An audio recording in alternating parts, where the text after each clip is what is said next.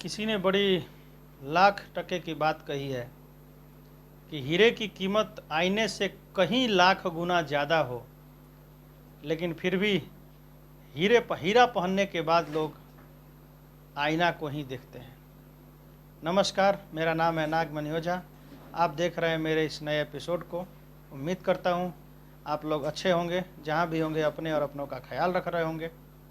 तो आज की कहानी एक मिट्टी का व्यापार था। व्यापारी मिट्टी खोद रहा था। अचानक से मिट्टी खोदते खोदते उसको एक हीरा मिला। तो वो समझा चमकीला कोई पत्थर है। वो पत्थर समझ कर क्या किया, पत्थर जैसा वो चमक रहा था तो पत्थर समझ के अपने गधे के गले में बांध दिया।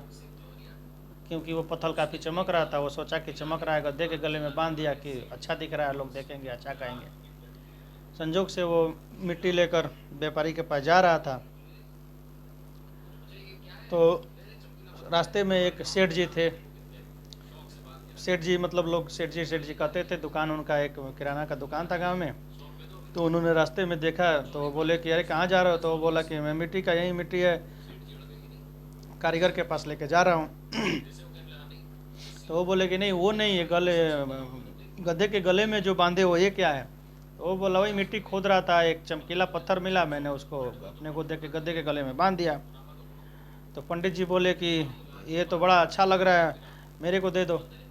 तो वो बोला नहीं, मैं आपको क्यों दे दूँ? तो वो बोले कि ठीक है, मेरे को दे दो। आप गधे के गले में बांध के क्या करोगे? आप क्या चाहिए बोलो, मैं देता हूँ।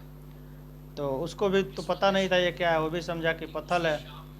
तो वो बेचारा बोला कि ठीक है, मेरे को 1 केजी गुड़ दे दो, मतलब मीठा। 1 केजी गुड़ दे दो, मैं इस पत्थर को आपको दे दूँगा। वो व्यापारी क्या किया, दुकानदार सेठ जी जो थे, वो क्या किया कि ठीक है, 1 केजी गुड़ गुड़ उनको दे दिया और वो ले लिए। एक्चुअल में वो उनको भी नहीं पता था कि ये हीरा है।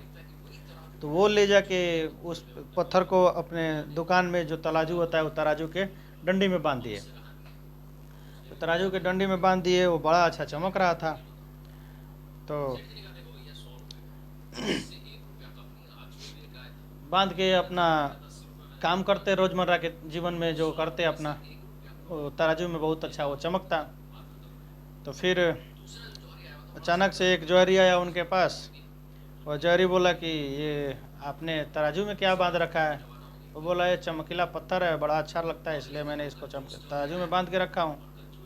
तो वो बोला कि ये मेरे को दे दो पत्थर, आप क्या तराजू में बांध के रखो, आपको कितना चाहिए बोलो। तो वो बोले कि ठीक है, मेरे को 100 रुपया दे दो। क्योंकि वो गुड़ दिया था, तो गुड़ गुड़ क्या 40-50 रुपया, और क्या, पहले के ज़माने में तो वो भी नहीं। तो वो बोला कि 100 रुपया दे दो। उसके लिए 100 रुपया ही ज़्यादा था, क्योंकि उसको लग रहा था पत्थर है। वो बोला 100 रुपया दे दो, मैं तुमको दे दूँगा।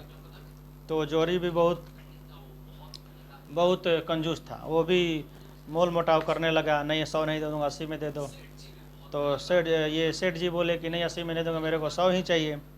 लास्ट में बात बनते बनते बनते बनते सेठ जी नहीं माने। उसको लग रहा था सेठ जी 80 में दे देंगे, वो नहीं माने, वो नहीं दिए। फिर ये सोचा कि चलो आज चलते हैं, नहीं मान रहे हैं, कल आके फिर एक बार ट्राई करूँगा, ये दे देंगे। वो 80 रुपये में नहीं दिए, तो 20 रुपये की वजह से वो पत्थर को छोड़ के चला गया कि कल आएंगे। तब तक वो जैसे गया, उसी दिन शाम को एक और ज्वेलरी दूसरे जगह से आया, कार से जा रहा था अपने कार से। संजोग से उसी गांव में वो कार ख़राब हो गई। कार ख़राब होने के बाद वो उतरा और सोचा कि मेरा ड्राइवर पता करेगा और कार को बनाएगा। तब तक कहीं पता नहीं चल रहा है। इन लोगों को घूमते घूमते एक वहीं दुकान मिला, जिस सेठ जी वाला।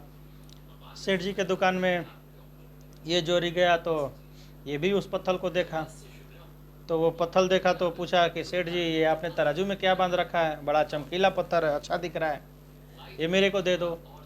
तो सेठ जी बोले कि नहीं, मैं आपको क्यों दे दूँ, मेरे पास है, अच्छा दिख रहा है तो मैंने बांधा है। वो बोले नहीं, मेरे को दे दो, आप जो बोलो आपको दे दूँगा। तो वो तो 100 रुपये में पहले वाला ज्वेलरी को दे रहे थे, वो नहीं लिया। तो ये सेम 100 रुपया ही बोले इसको भी कि 100 रुपया मेरे को दे दो, फिर मैं आपको दे दूँगा। तो ये होशियार था, ये ज्वेलरी, ये को तो पता था।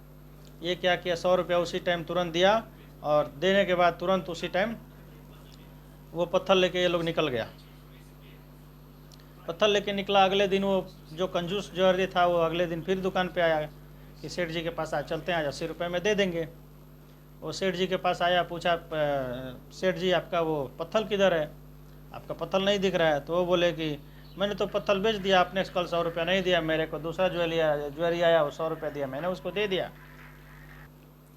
तो वो कंजूस व्यापारी को गुस्सा भी आया अंदर से।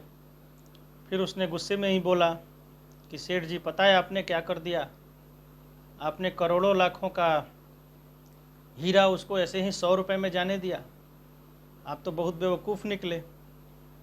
तो सेठ जी बोले कि मेरी छोड़ो, मैं तो बेवकूफ़ हूँ, लेकिन तुम तो मेरे से भी बड़े बेवकूफ़ हो, तुम तो समझदार हो, तुम तो इसको समझते थे, तुम तो इसको परखते थे, तुम तो इसके पारखी हो, लेकिन तुमने भी 20 रुपये की वजह से वो हीरा को जाने दिया। जब तुम ये सब जानते थे तो 20 रुपये के लिए कल मेरे से क्यों इतना चिक चिक कर रहे थे? तुम मेरे को 100 रुपया दे के कल मुझसे ये ले सकते थे, लेकिन तुम नहीं लिए, इसीलिए तुम मेरे से बड़े मूर्ख हो। फिर वो ज्वेलरी था वो कर भी क्या सकता था, पछताने के सिवा, पछताता रह गया। तो बहुत छोटा सा सार है इस कहानी का।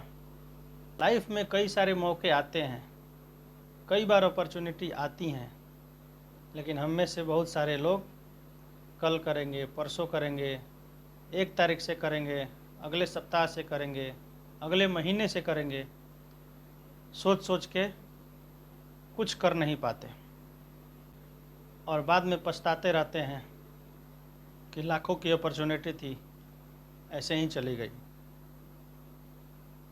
शुभस्य शीघ्रम। एक बात जीवन में याद रखिए कि शुभ कार्य को जितना जल्दी किया जाए उतना ही अच्छा होता है। फिर जैसा कि मैं बोलता हूँ कहानी के लास्ट में कि जीवन में कुछ कर दिखाओ ऐसा कि लोग करना चाहें आपके जैसा। नमस्कार।